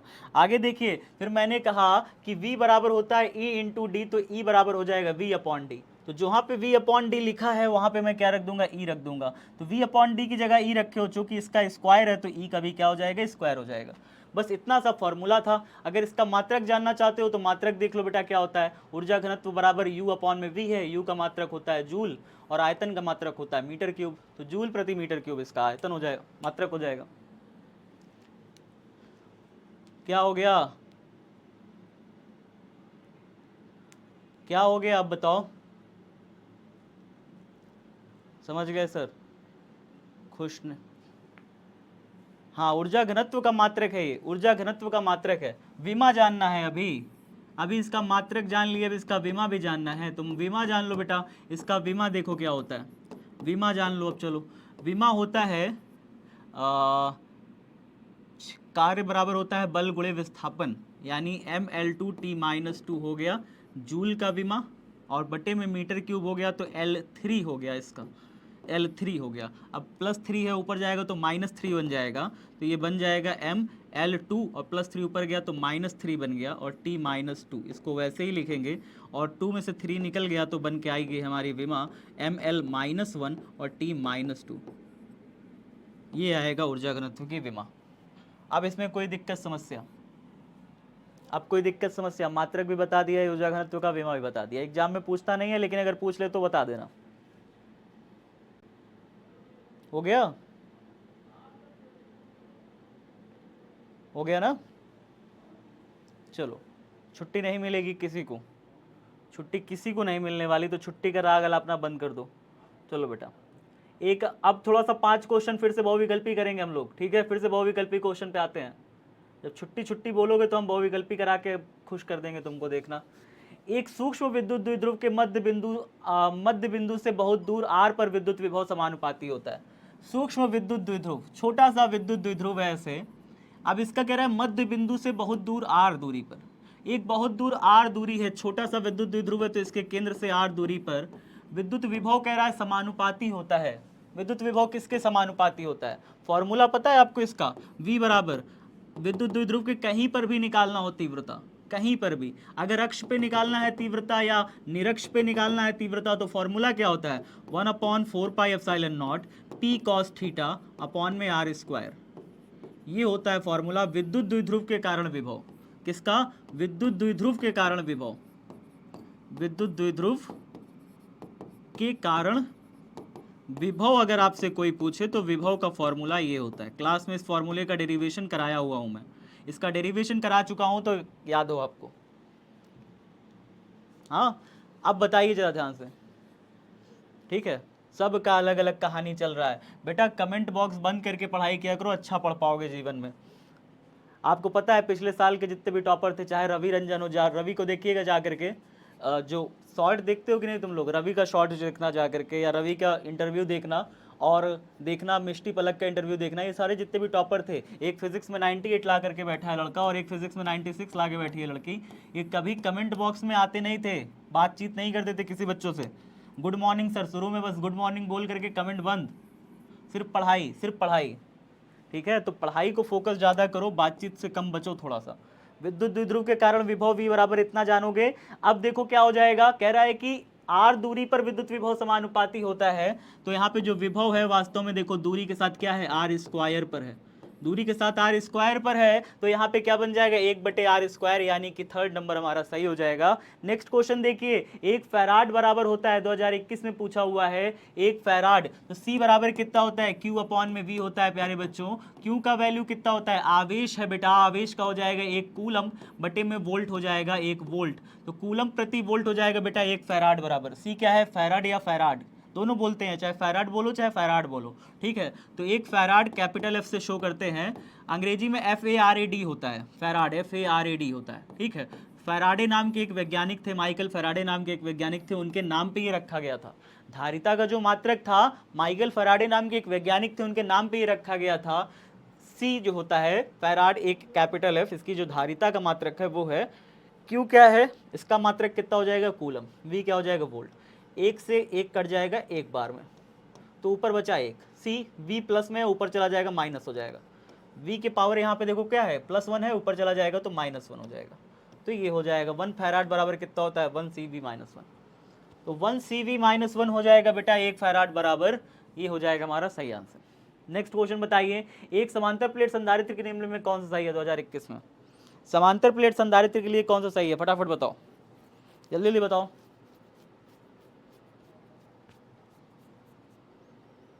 सब बच्चों को समझ में आ रहा है? A into epsilon not upon में D होगा बेटा, A into epsilon not upon में D होगा। चलो नेक्स्ट क्वेश्चन बताओ, आवेशित संधारित्र में संग्राहक पट्टिका और संघनक पट्टिका के आवेशों का योग होता है। संग्राहक पट्टिका और संघनक पट्टिका, जो पहली पट्टिका हो गई वो संग्राहक कहलाती है, आवेशों को इकट्ठा करती है। दूसरी वाली आवेशों को, यहाँ पे जो विभव है ना, इनके बीच का जो विभव है उसको निरंतर कम करने का प्रयास करती है, इसलिए संघनक कहते हैं। तो एक संघनक है और एक संग्राहक है, दोनों पट्टिका का आवेशों का योग करोगे तो इसमें मान लो कि 4 प्लस में होगा तो इसमें 4 उतना ही माइनस में होगा, दोनों को जब योग कर दोगे तो 0 हो जाएगा, +4 -4 मिलकर कितना हो जाएगा, 0। मान लो इस पर 4 प्लस आया तो इस पर 4 उतना ही माइनस में आएगा, दोनों का योग कर देंगे 0 हो जाएगा, यानी 0। 2020 में आया हुआ सवाल है। नेक्स्ट क्वेश्चन देखिए, दो समान धारिता C वाले संधारित्र को परस्पर समांतर क्रम में जोड़ा जाता है, उसकी समतुल्य धारिता। समान धारिता C वाले समांतर क्रम में मतलब ऐसे ऐसे, इसकी भी धारिता C है, इसकी भी धारिता C है, बताओ इसकी भी धारिता C, इसकी भी धारिता C, फॉर्मूला क्या होगा, C डैश बराबर C1 + C2, इसका भी C, इसका भी C, कितना हो जाएगा, C + C, 2C हो जाएगा बेटा। तो आंसर क्या आएगा हमारा, 2C हो जाएगा। 2020 में पूछा हुआ था, 2020 में पूछा हुआ था। नेक्स्ट क्वेश्चन बेटा, नेक्स्ट क्वेश्चन, C1 बराबर दिया है 2 माइक्रोफैरेड, C2 बराबर दिया है 4 माइक्रोफैरेड के दो संधारित्र श्रेणी क्रम में जोड़ा जाता है और उनके सिरों के बीच 1200 वोल्ट का विभवांतर आरोपित किया जाता है। 2 माइक्रोफैरेड वाले के सिरों के बीच विभवांतर होगा। देखो ऐसे लिखा है, C1 ऐसे जोड़ दो, ऐसे C1 बोल दो इसको, इसके आगे जोड़ दिया है C2, दोनों को किस में जोड़ दिया बेटा, C1 और C2 को श्रेणी क्रम में। देखो श्रेणी क्रम में C1 का वैल्यू कितना दिया है, 2 माइक्रोफैरेड, C2 कितना दिया है, 4 माइक्रोफैरेड। C1 दिया है 2 माइक्रोफैरेड, C2 दिया है 4 माइक्रोफैरेड और दोनों को श्रेणी क्रम में जोड़ा है। कह रहा है कि सिरों के बीच 1200 वोल्ट का विभवांतर, यानी कुछ इसमें इस तरीके से इसके बीच में ऐसे बैटरी लगा देना है। 1200 वोल्टेज की बैटरी होनी चाहिए, 1200 वोल्ट की बैटरी होनी चाहिए। ऐसे लगा दिया, ऐसे लगा दिया। आरोपित किया जाता है 2 माइक्रोफैरेड वाले संधारित्र के सिरों पर विभवांतर। इसके सिरों पर कह रहा है विभवांतर बताओ V1, इसके सिरों पर विभवांतर, इसके सिरों पर विभवांतर V2। आपको पता है ना श्रेणी क्रम में क्या होता है, विभवांतर बंटता है। पढ़ाया था श्रेणी क्रम में, विभवांतर बंटता है। जो भी वोल्टेज का बैटरी होगा 1200 वोल्ट यहाँ कह रहा है प्रश्न में, तो 1200 वोल्ट का जो बैटरी है उसके सिरों पर बढ़ जाएगा, कुछ इसके सिरों पर आ जाएगा, कुछ इसके सिरों पर आ जाएगा। मुझे लेकिन पता नहीं है ना किसके सिरों पर कितना आएगा, तो कैसे निकालेंगे? देखिए ऐसे निकालते हैं। पहले तो इनका तुल्य धारिता निकालो, तुल्य धारिता निकालो पहले। तुल्य धारिता कैसे निकालोगे? 2 और 4 का तुल्य धारिता 1/C बराबर 1/C1 प्लस 1/C2। श्रेणी में जुड़े हैं तो श्रेणी का फॉर्मूला यही होगा, श्रेणी में जुड़े हैं तो फॉर्मूला यही होगा। बताओ कमेंट बॉक्स में। 1/C1 का वैल्यू कितना 2, C2 का वैल्यू 4 प्लस में 1/4। एलसीएम लो बेटा, 2 4 का कितना हो गया 4 आ गया। 2 2 जा 4, 4 1 जा 4, 2 + 1 कितना हो गया बेटा 3, 3/4। बताओ समझ में आया सब बच्चों को? अब कौन लाल टमाटर भेज रहा है? अब देखो C बराबर 1/C बराबर कितना हो गया बेटा, 1/C बराबर 1/2 प्लस 1/4। 2 2 जा 4, 2 1 जा 2, ठीक है, 4 1 जा 4, 2 1/C बराबर आ गया मेरे पास 3/4। तो C बराबर कितना हो जाएगा? अगर इसे पलटोगे तो ये भी पलट जाएगा, इसे पलटोगे तो C आएगा, इसे पलटोगे तो कितना हो जाएगा 4/3 हो जाएगा। 3/4 पलट के कितना हो जाएगा 4/3 हो जाएगा। C का वैल्यू निकल गया, C का वैल्यू निकल गया। इसका मतलब क्या हुआ? अगर मैं इन दोनों को हटा दूं, अगर मैं इन दोनों को हटा दूं और एक ही संधारित्र बनाऊं, दोनों की जगह पर अगर मैं एक ही संधारित्र रखूं तो कितनी धारिता का रखना होगा, कितनी धारिता का रखना होगा? आप कहोगे सर 4/3। इन दोनों को हटा करके 4/3 धारिता का संधारित्र रखना होगा। और फिर उसके बाद इसके सिरों के बीच जो वोल्टेज लगा हुआ है वो कितना लगेगा? इसके सिरों के बीच जो वोल्टेज लगा है बैटरी का वो लगेगा 1200 वोल्ट का। कितने वोल्टेज का लगेगा बताओ जरा से? 1200 वोल्ट का लगेगा। तो आपके पास धारिता दी है और वोल्टेज दिया है, माइक्रोफैरेड में है, ये धारिता दी है और वोल्टेज दिया है, C दिया है और V दिया है, V भी दिया है आपको 1200। क्या आप Q निकाल सकते हैं? Q निकाल सकते हैं। Q बराबर होता है C इंटू में V, Q बराबर होता है C इंटू में V बेटा, तो निकाल लो। C का वैल्यू कितना है 4/3, V का वैल्यू कितना है 1200, 3 से कट गया 4, 3 4 जा 12, 400, 4 4 जा कितना हो गया 16, कितना हो गया 16, 4 4 जा 1600, 1600, 4 4 जा 1600। ये क्या आया? माइक्रो कूलम में आएगा, क्योंकि ये जो आपकी धारिता है वो माइक्रोफैरेड में चल रही है, माइक्रोफैरेड में धारिता चल रही है ना, तो जो भी आवेश यहाँ पे आएगा आवेश आपका माइक्रो कूलम में आ जाएगा। तो आपका जो आवेश आया है ना वो कितना आ गया? आवेश क्यों हमारा कितना आ गया बेटा? 1600 माइक्रो कूलम आ गया। क्या यहाँ तक सबको समझ में आया? यहाँ तक क्या सबको समझ आया? नहीं आया, थोड़ा सा नहीं आया, थोड़ा सा, इत्तू सा नहीं आया बेटा देखो यहाँ पे एक धारिता, यहाँ पे दो धारिता, दो संधारित्र लगाए थे, इसके सिरों पर विभवांतर V1 टकरा, इसके सिरों पर विभवांतर V2। जो यहाँ पर संधारित्र वोल्टेज होगा ना वही यहाँ पे दोनों पे बटेगा। जितना भी वोल्टेज यहाँ पे होगा कुछ हिस्सा यहाँ बढ़ जाएगा, कुछ हिस्सा यहाँ बढ़ जाएगा। 1200 ही टोटल रहेगा, लेकिन आधा हिस्सा यहाँ, कुछ हिस्सा यहाँ, आधा नहीं लगभग कुछ हिस्सा बटेगा। हो सकता है यहाँ 800 बढ़ जाए, यहाँ 400 बढ़ जाए। 8 4 बटेगा तब भी 12 ही हो जाएगा, 6 6 बटेगा तब भी 12 हो जाएगा, 2 यहाँ बढ़ गया, बाकी 10 यहाँ बढ़ गया तब भी 12 हो जाएगा। तो कितना बटेगा हमें थोड़ी पता है, टोटल इसका 12 ही होगा, हमें पता है 1200 ही होगा, हमको पता है। कुछ हिस्सा वोल्टेज का यहाँ बटेगा, कुछ हिस्सा वोल्टेज का यहाँ बटेगा। लेकिन प्रश्न पूछ रहा है कि 2 माइक्रोफैरेड वाला जो संधारित्र है ना उसके सिरों पर बताओ विभवांतर कितना होगा। 2 माइक्रोफैरेड वाला ही है, V1 का वैल्यू निकालना है। इसके लिए क्या करना रहेगा आपको? पहले तो तुल्य धारिता निकालो। 2 माइक्रोफैरेड और 4 माइक्रोफैरेड की तुल्य धारिता निकाल लिया। कितना आया बेटा? 3/4। मैंने कहा इन दोनों को हटाओ, इनकी जगह एक संधारित्र लगाओ, और वो कितना होगा? 4/3 माइक्रोफैरेड का होगा, जो दोनों का काम अकेले कर लेगा। अगर 4/3 माइक्रोफैरेड धारिता दे दिया और वोल्टेज दे दिया 1200, तो बताओ कितना यहाँ पे आवेश निकल के आएगा? मैंने कहा आवेश बराबर फॉर्मूला होता है Q बराबर C इंटू V। C का वैल्यू कितना है? 4/3, V का वैल्यू है 1200, 3 से काट दिया 4 बार में, 4 चौक हो गया 1600, चूंकि माइक्रो कूलम में आएगा क्योंकि आपने इसे माइक्रो फैराड चेंज नहीं किया था। चेंज नहीं करोगे तो ये भी आंसर माइक्रो कूलम में ही आएगा। ठीक है, तो आवेश तो आ गया मेरे पास। अब अगर आवेश आ गया बेटा तो आवेश तो यहाँ से यही जाएगा ना, कितना आवेश निकल के जाएगा 1600 माइक्रो कूलम। 1600 माइक्रो कूलम घर घर चलते चलते यहाँ पे आया, 1600 चल के आ रहा है, इसके सिरों पर गया, इसमें घुसा, इसमें कितना गया बेटा 2 माइक्रो फैराड में गया, 2 माइक्रो फैराड में गया 1600 माइक्रो कूलम, 2 माइक्रो फैराड में कितना गया 1600 माइक्रो कूलम गया। V की वैल्यू बताओ, V की वैल्यू बताओ बेटा। फॉर्मूला जानते हो, C बराबर Q अपॉन में V, V बराबर कितना हो जाएगा Q अपॉन में C, V बराबर कितना हो जाएगा, Q कितना है 1600, 1600 माइक्रो कूलम में है तो माइक्रो कूलम में ऐसे रखो, बटे में नीचे C का मान कितना है, C का मान कितना है बेटा 2, C का मान कितना है 2, 2 माइक्रो फैराड के सिरों पर निकाल रहे हो, माइक्रो फैराड है तो माइक्रो फैराड में ऐसे रखो, माइक्रो से माइक्रो तो पहले नहीं पड़ जाएगा, 2 से 1600 कट जाएगा 8 बार में, 800 आ गया, V बराबर 800, 800 वोल्टेज आ गया। अब कोई आपसे कहे कि V1 आपका 800 आ गया, V1 आपका 800 आ गया तो V2 कितना होगा, V2 कितना होगा बेटा, अगर ये 800 है तो बचा हुआ जो भी होगा 1200 में जो भी बचेगा वो उसमें चला जाएगा, अगर एक 800 है तो दूसरा 400 हो जाएगा। बताओ जल्दी जल्दी। अगर यहीं पे ये प्रश्न पूछ लेता कि 4 माइक्रो फैराड वाले संधारित्र के सिरों पर वोल्टेज बताओ, 4 माइक्रो फैराड वाले संधारित्र के सिरों पर वोल्टेज बताओ, तो निकाल पाते, कहते हाँ सर इसका निकाल लिया 800 तो बाकी जो भी बचेगा 400 उसका हो जाएगा। ठीक है, अभी प्रश्न में तो 2 माइक्रो फैराड वाले केस पूछ रहा है तो 2 माइक्रो फैराड वाले का आंसर आ जाएगा 800। तो 2018 में आपसे पूछा हुआ था क्वेश्चन, इस तरीके से आता है क्वेश्चन एग्जाम में। ठीक है, इसका बताइए चलिए। 3 संधारित्र प्रत्येक की धारिता C है, श्रेणी क्रम में जोड़ा जाता है तुल्य धारिता, श्रेणी क्रम में जोड़ा जाता है, सबकी धारिता C है, इसकी भी धारिता C, इसकी भी धारिता C, इसकी भी धारिता C। बताओ जरा इसकी तुल्य धारिता फॉर्मूला कितना हो जाएगा।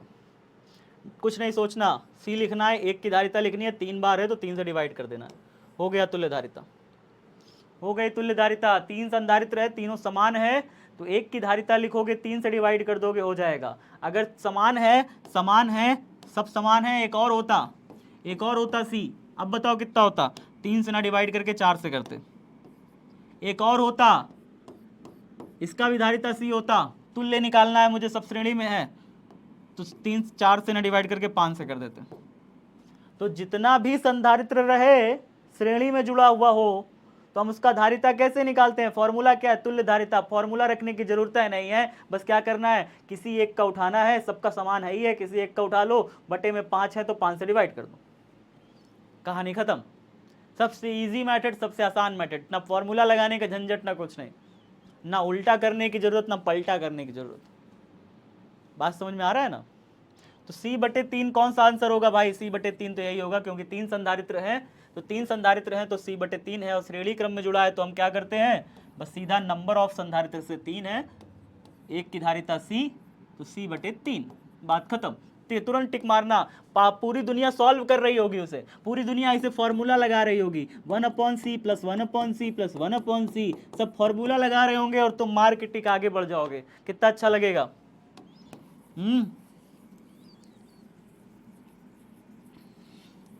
पूरी दुनिया फॉर्मूला लगा के लंबा लंबा तरीका कर रही होगी और तुम मार के टिक क्या कर जाओगे, आगे बढ़ जाओगे। आगे बताओ, चलो ये वाला बताओ। 2019 में आया हुआ था, 100 वोल्ट तक आवेशित करने पर एक संधारित्र में संचित ऊर्जा 1 जूल है। 1 जूल है इसमें संचित ऊर्जा, इसके अंदर जो ऊर्जा संचित है ना, जो ऊर्जा संचित है, ऊर्जा इसके अंदर वो कितनी है, 1 जूल है, और इसको 100 वोल्ट तक आवेशित किया गया है। कह रहा है धारिता बताइए, तो 1 जूल की ऊर्जा है, 1 जूल की वोल्टेज इसमें पता है 100 वोल्ट तक। फॉर्मूला क्या हो जाएगा, U बराबर ½ CV² लगाओ ना यार, ऊर्जा का फॉर्मूला तो यही होता है ना, संचित ऊर्जा का फॉर्मूला तो यही होता है, संचित ऊर्जा का फॉर्मूला यही होता है, जो प्लेटों के बीच में इकट्ठा होती है ऊर्जा।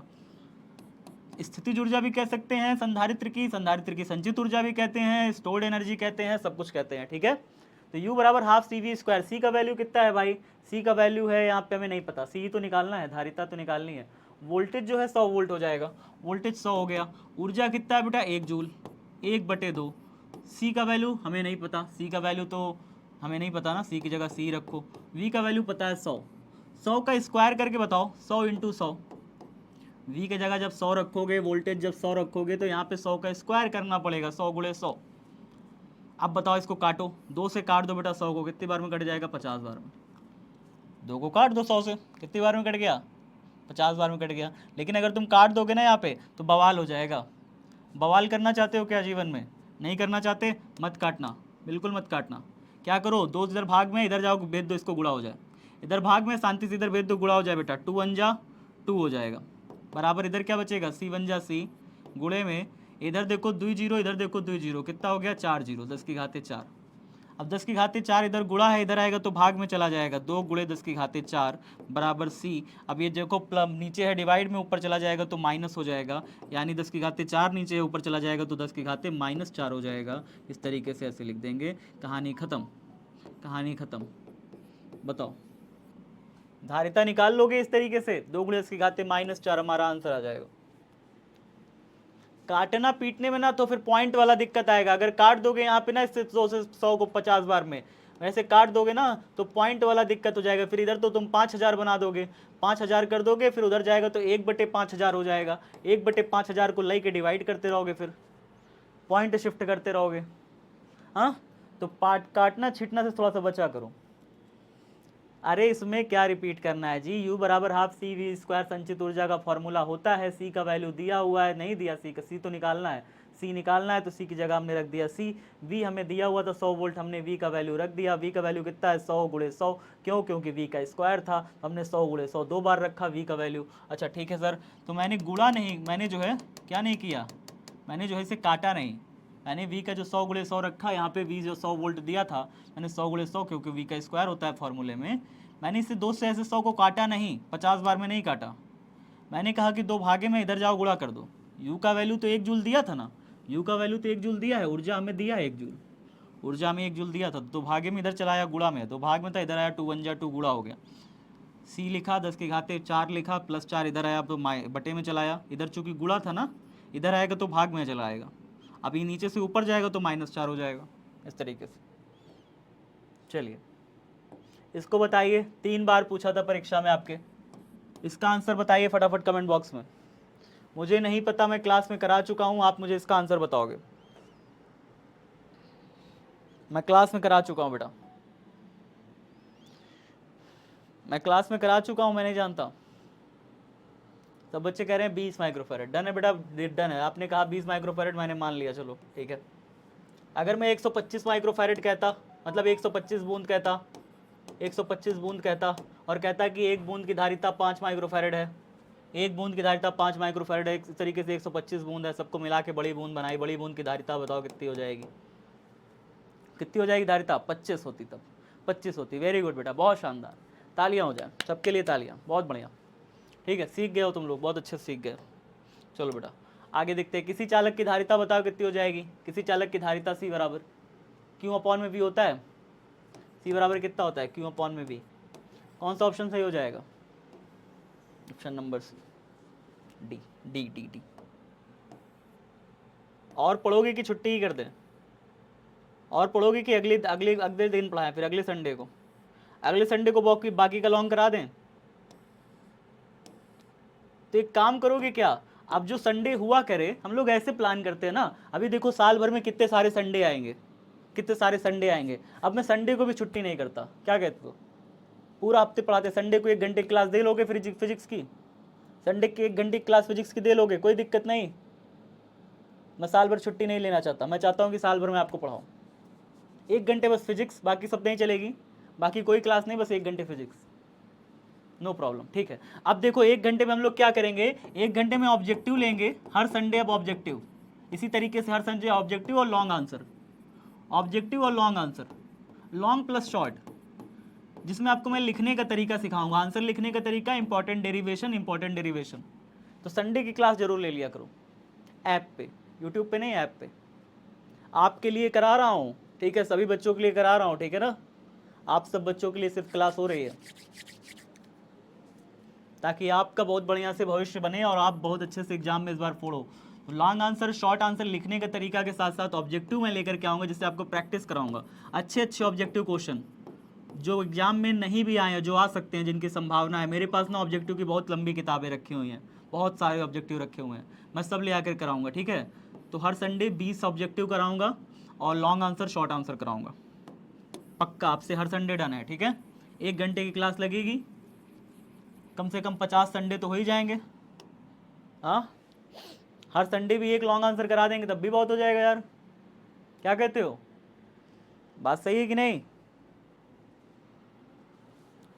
50 नहीं भी होगा तो यार हम लोग 2-2 कर लेंगे, 2-2 लॉन्ग आंसर हर रोज कर लेंगे, हर संडे कर लेंगे, एक संडे 2 लॉन्ग आंसर कर लेंगे, हो जाएगा, है ना।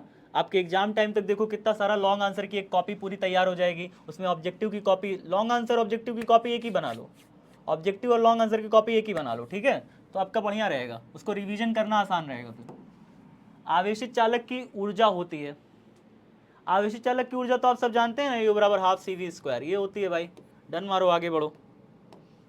यदि समान धारिता C1 के n संधारित्र समांतर क्रम में जुड़ जाए तो तुल्य धारिता, भैया n संधारित्र समांतर क्रम में जुड़ जाए, n ऑन जब लिखा हो ना तो ये नंबर है बेटा, नॉर्मल नंबर है, नंबर कुछ भी हो सकता है, 2 3 4 5 6, तो नंबर अगर मैं 3 ले लूँ, 3 ले लो, चलो 3 अगर मैं समांतर क्रम में जोड़ दूँ, यहाँ पे ऐसे जोड़ा, यहाँ पे ऐसे जोड़ा, यहाँ पे ऐसे जोड़ा, 3 संधारित्र मान लो बेटा समांतर क्रम में जोड़ा, इसकी धारिता C1, इसकी धारिता C1, इसकी धारिता C1, बताओ सबकी तुल्य धारिता कितनी हो जाएगी, तुल्य धारिता बताओ कितनी हो जाएगी बेटा।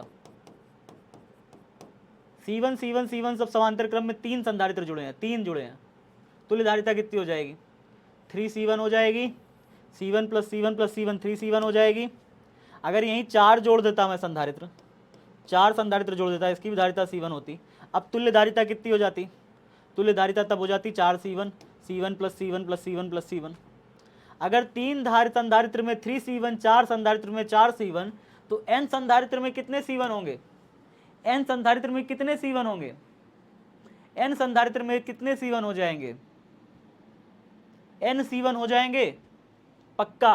तो यहाँ पे क्या हो जाएगा, n C1 हो जाएगा हमारा आंसर, राइट आंसर हो जाएगा n C1, ठीक है। नेक्स्ट क्वेश्चन देखिए, वायु के लिए परावैद्युत सामर्थ्य होता है, मतलब कितना विद्युत क्षेत्र का तीव्रता वायु सह सकती है, अपने अंदर से होकर के गुजरने दे सकती है। अगर उससे ज्यादा तीव्रता हो जाएगा तो वायु क्या बन जाएगी, फिर चालक बन जाएगी। वायु क्या बन जाएगी, ऐसे तो वायु कुचालक होती है, आपको पता है कि नहीं, वायु के अंदर से आवेश नहीं जा सकते। अगर हवा में तार कहीं खुला हुआ हो, मान लो तार खुला हुआ है तो करंट मार सकता है, अगर छू लोगे तो करंट मार देगा।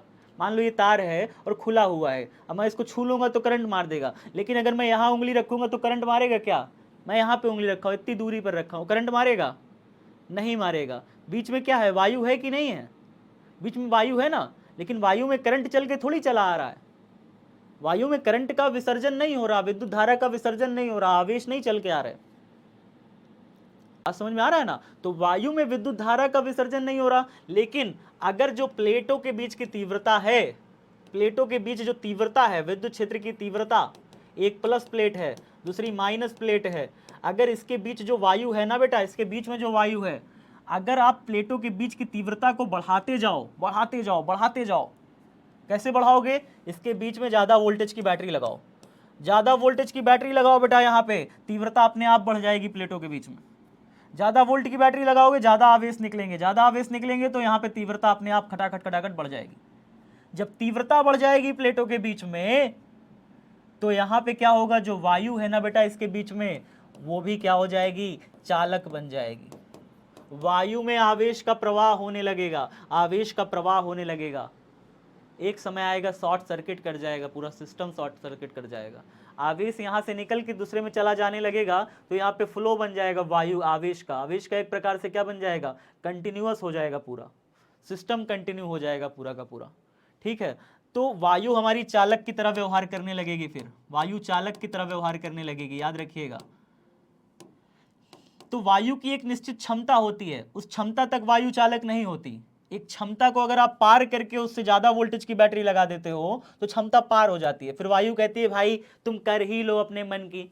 जैसे कोई एक इंसान नहीं होता है, घर में होता है तो कहता है कि मान जाओ प्लीज, मान जाओ प्लीज, मान जाओ, फिर वो कहता है कि नहीं हम नहीं मानेंगे, हम तो ये करके रहेंगे। जैसे ये है राम और ये है सीता है, चलो मान लो सीता है, अब राम जी कह रहे हैं सीता माँ से कि जो है नहीं करना है ये काम, कोई काम मान लीजिए कि नहीं करना है, सीता माँ कह रही है नहीं प्रभु काम तो करना पड़ेगा, काम तो करना आवश्यक है ना, मान ही नहीं रही हैं। तो राम जी भी बेचारे कहते हैं कर ही लो फिर, कोई दिक्कत नहीं है, मान नहीं मानना है तो ठीक है।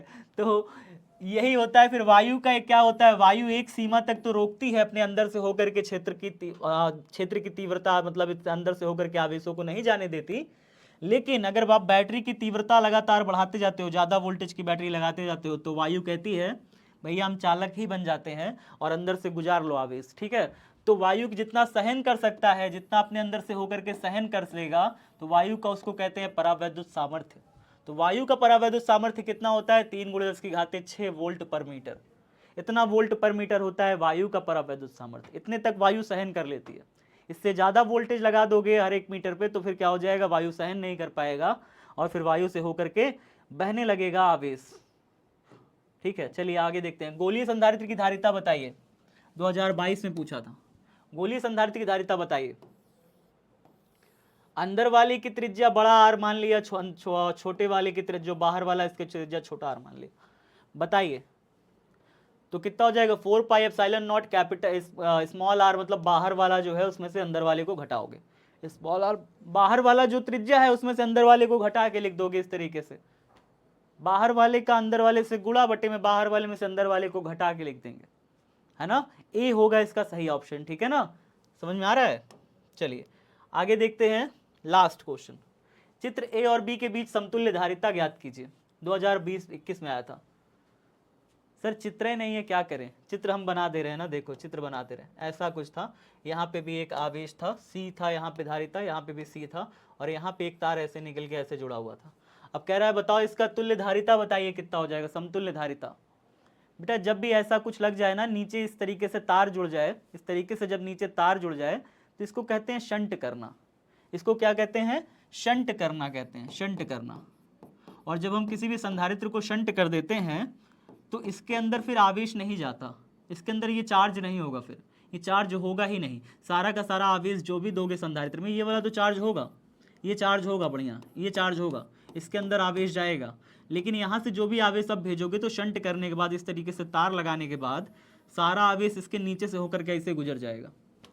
इसमें जब कोई आवेश ही नहीं जाएगा तो ये फर्जी ही लगा रह गया, इसका कोई काम में नहीं आया, कोई यूजे में नहीं आया। तो इसका जो तुल्य धारिता आता है, इसका जो तुल्य धारिता आता है वो बस एक ही रह जाता है बेटा, ये वाला सी, सी ही इसका तुल्य धारिता रह जाता है बस, वो कोई काम में नहीं आता। इसका आंसर आ जाता है बेटा सी बस। बात समझ में आ रहा है, सब बच्चे समझ गए इतना, होशियार तो हो, थोड़े थोड़े से होशियार तो हो। चलो कोई नहीं, थोड़ा थोड़ा होशियारी से हम लोग काम कर लेंगे। फास्ट ट्रैक रिवीजन, अब फास्ट ट्रैक रिवीजन हो जाए। अच्छा थोड़ा सा और पढ़ लो फिर चले जाना, थोड़ा सा पढ़ लो फिर चले जाना। चालक और अचालक तो बताया ही नहीं, आज का टॉपिक था। तो अध्याय 3 में, अब अध्याय 3 जो है, जो हम लोग पढ़ रहे थे रेगुलर क्लास में, अध्याय 3 विद्युत धारा, वो तो टॉपिक लगा हुआ है ना अपना यार, टॉपिक में कुछ तो पढ़ तो लिया जाए।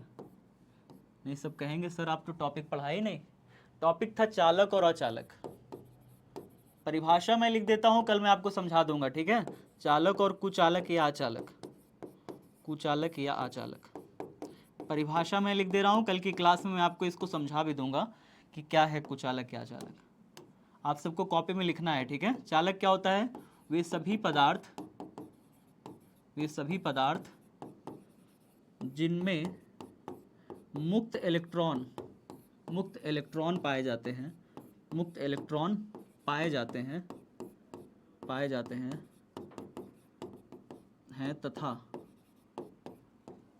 तथा जिनमें विद्युत धारा का प्रवाह आसानी से हो सकता है, जिनसे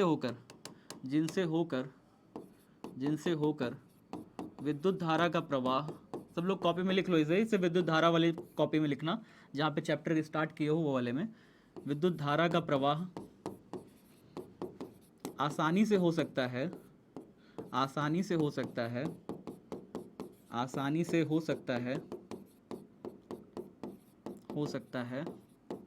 क्या कहलाता है, कॉमा, चालक कहलाता है, उदाहरण स्वरूप क्या लिखोगे चालक में? चालक में लिखोगे सोना, चांदी, तांबा आदि। ठीक है, सब जितने भी धातुएं होती हैं सब चालक होती हैं। सबसे अच्छा चालक जो होता है वो चांदी होता है। 10⁻24 मुक्त इलेक्ट्रॉन प्रति मीटर क्यूब होते हैं। इसको हम लोग डिटेल में कल पढ़ेंगे। अभी चालक का, कुचालक का लिख लीजिए। वे सभी पदार्थ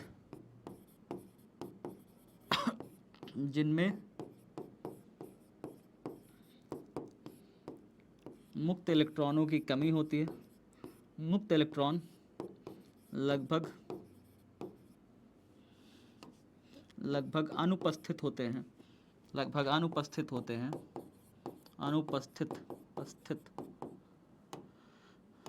उपस्थित होते हैं तथा जिनसे होकर विद्युत धारा का प्रवाह नहीं होता, जिनसे होकर विद्युत धारा का प्रवाह नहीं होता, विद्युत धारा का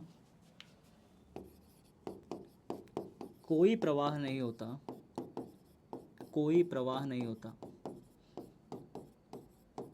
नहीं होता, कॉमा कुचालक कहलाते हैं, कुचालक कहलाते हैं।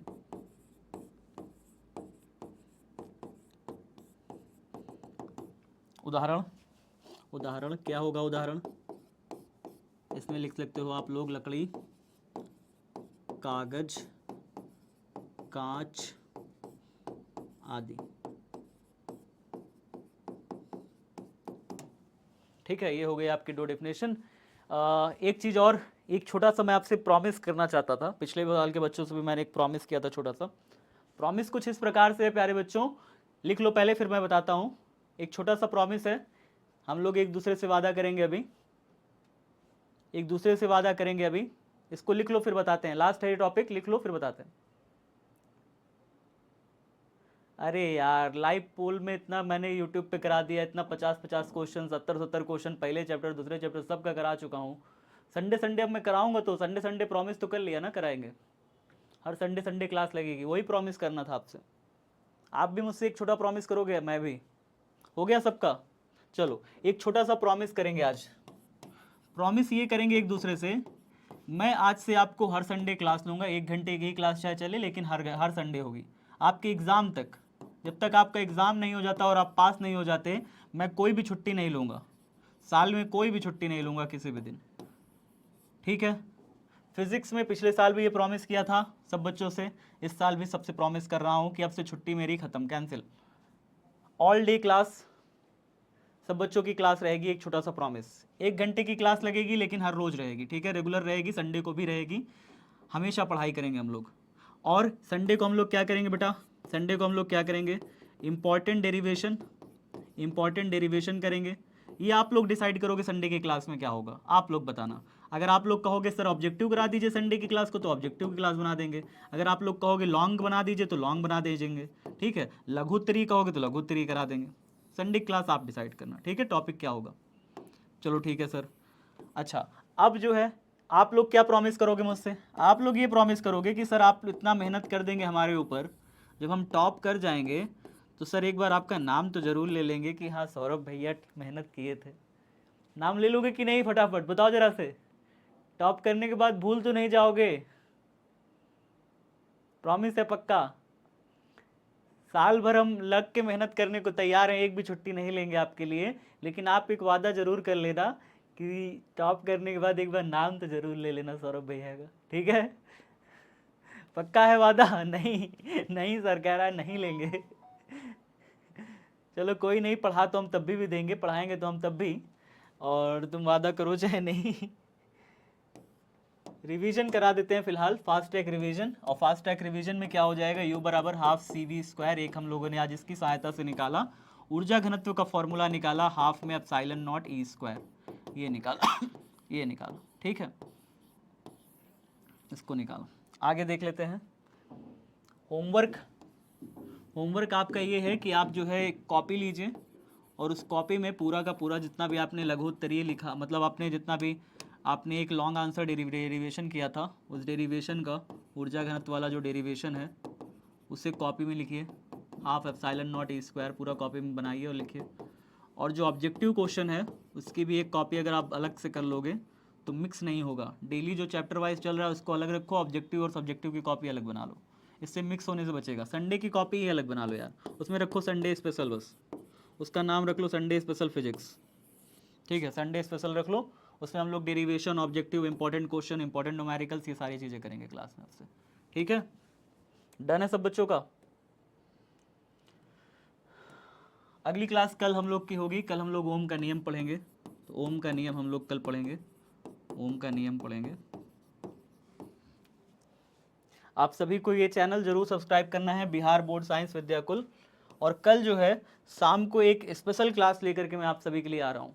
शाम को इस चैनल पे, यूट्यूब चैनल पर आपके लिए एक स्पेशल क्लास है। और वो स्पेशल क्लास मैं बता दूं क्या है, बता दूं अभी ही, अभी सीक्रेट रिवील कर दूं स्पेशल क्लास क्या है, थोड़ा सा जान तो लो स्पेशल क्लास क्या है। स्पेशल क्लास ये है प्यारे बच्चों कि मैं चैप्टर 1 से लेकर के, चैप्टर 1 से लेकर कहाँ तक, चैप्टर पूरा 8 तक, जितना भी इम्पॉर्टेंट फॉर्मूला है हर चैप्टर वाइज पूरा इंपॉर्टेंट फॉर्मूला, चैप्टर वाइज हर एक चैप्टर में फॉर्मूले के साथ साथ यूनिट, मात्रक और विमा, जो आपके एग्जाम में आपका बहुत ज़्यादा नंबर देती है, बहुत ज़्यादा नंबर, बहुत इंपॉर्टेंट क्लास होने वाली है। चैप्टर 1 से लेकर के चैप्टर 8 तक, यानी फर्स्ट बुक आपकी पूरी कंप्लीट होने वाली है कल। फर्स्ट बुक के जितने भी आपके हर चैप्टर वाइज फॉर्मूला हैं और मात्रक है और विमा है, सब लेकर के एक इंपॉर्टेंट क्लास लेकर के आ रहा हूँ। पूरे यूट्यूब पे हो सकता है ऐसी मेहनत किसी ने नहीं करी हो। और ईयर वाइज मैंने सब सेलेक्ट किया है बेटा, ईयर वाइज, यानी आपको मैंने बता रखा है कोई फॉर्मूला अगर किसी सन में पूछा है तो वो भी फॉर्मूला कौन सा किस सन में पूछा है, कौन सा मात्रक किस सन में पूछा है, विमा किस सन में पूछा हुआ है, चैप्टर 1 से लेकर के चैप्टर 8 तक कल मैं यूट्यूब पे कराने वाला हूँ। आओगे पक्का, पढ़ोगे मन लगा के, साल भर तुम्हें ऐसे पढ़ाएंगे ना कि टॉप करके मानोगे। बात समझ में आ रही है। ये विद्याकुल है और विद्याकुल प्रॉमिस करता है, प्रॉमिस को पूरा करता है। लव यू एवरीवन, ख्याल रखिएगा, बाय बाय, टेक केयर। पढ़ाई करते रहिए, मन लगा करके। इस बार फोड़ना है हमें, इस बार बिहार बोर्ड में सिर्फ एक ही नाम होना चाहिए, एक ही नाम, एक ही नारा, पूरा बिहार भरेगा ओंकार, ठीक है। लव यू एवरीवन, ख्याल रखिएगा, बाय बाय, टेक केयर।